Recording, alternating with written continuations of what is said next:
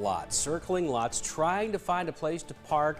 Now, she's not looking for the closest spot. She is searching for one of the only ones designated especially for her.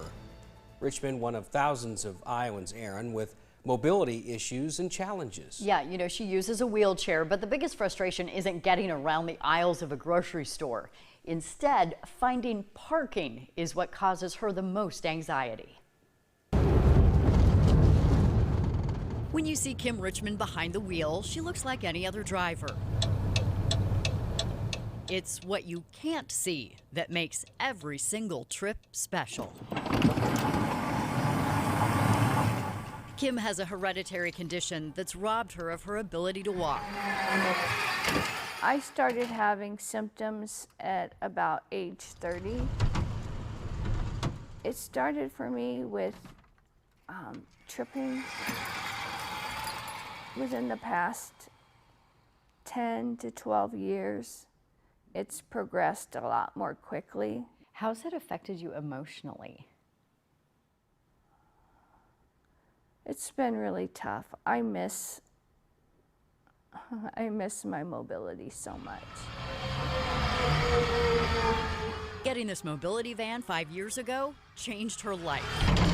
That technology has given me such independence, and I've absolutely loved that. And I remember that first trip to the grocery store, and I had a list and I was excited. It didn't take long for the excitement to wear off. I'd go through the parking lot, and I keep going to the parking lot, and I noticed that there's nowhere for me to park. I just keep driving, and I'm so frustrated. At first, Kim thought maybe she was just at the wrong place at the wrong time, but the same thing kept happening at all sorts of different places. I feel like this independence that I was so excited about, I just felt crushed. More than 300,000 Iowans have mobility-related disabilities. So that means there's a need for 1 out of every 10 parking spaces to be mobility accessible. The need far outpaces the law. According to the Americans with Disabilities Act, parking lots with 25 spaces must have 1 handicap spot and 1 van accessible spot. That ratio changes depending on the size of the parking lot. If 100 spots are available, the number of required handicap spots increases to 4, but the van accessible spot remains at just 1. A second van accessible spot is only required for lots with more than 300 total spaces. That same lot is also required to have 8 handicap spots. That still comes up 20 spots short of the number needed to accommodate Iowa's population of drivers with mobility disabilities. Disabled parking. Disabled parking. Kim says there need to be more spots overall, but she also says these van accessible signs just don't cut it. They need to read vans only, and she showed us why. One right there. Yep, so someone's parked in it. And I think it's so important to have parking signs that actually say ramp parking only. Well, and this perfectly illustrates why. Exactly. And Kim told us about the time she ended up stranded because another driver misused a van accessible parking space. I found a spot and I couldn't believe it. I found a spot, and when I came out, there was another car parked in the diagonal lines, and so I couldn't even get back into my ramp. Into my van. How frustrating is it to pull into some place with a plan and not be able to execute it?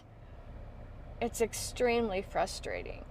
It's frustrating when it takes longer to find a parking spot and to actually park my van than to get my groceries.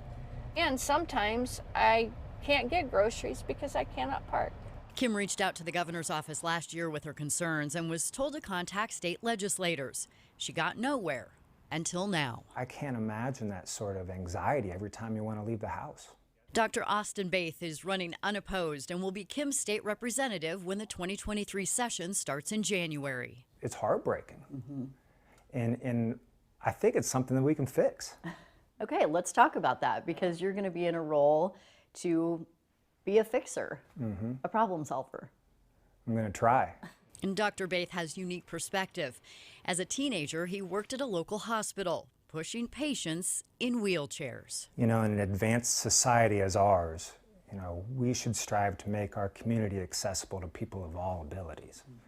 You know, we have the resources. We just have to put the will there.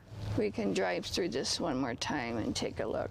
Kim hopes it happens soon so she can once again feel that excitement about her independence. I wish that people would understand when they see the handicap parking sign that it's not just a blanket sign, that there is a story behind every person that's handicapped. And if people knew more of those stories, I think that that would change a lot of things. So as we mentioned, roughly 10% of Iowans have mobility-related disabilities. That's more than 300,000 people. So I reached out to the Iowa Department of Transportation to get an idea about how many disability parking permits there are in the state. And I specifically asked for 2010 versus now, since the Americans with Disabilities Act was last updated in 2010. So back then, more than 29,000 people had permanent permits. If you look at 2022, that has gone up to 42,000 people with permanent permits. Now, there's no data that's specific to mobility vans, but there is a category called specially equipped. That's for vehicles equipped to assist a disabled person. Back in 2010, the best estimate that the DOT has is about a 140 number. You can see in 2022, this year, that has gone up to more than 600. So clearly there is a need for all of the things that Kim is talking about. Yeah, and you see how the high point of her day goes to a low point of her day. Very quickly. Just over a parking spot, which a lot of people don't realize that they're doing that. So yeah, and we take all of this mobility for granted. yeah, Aaron, thanks for that report.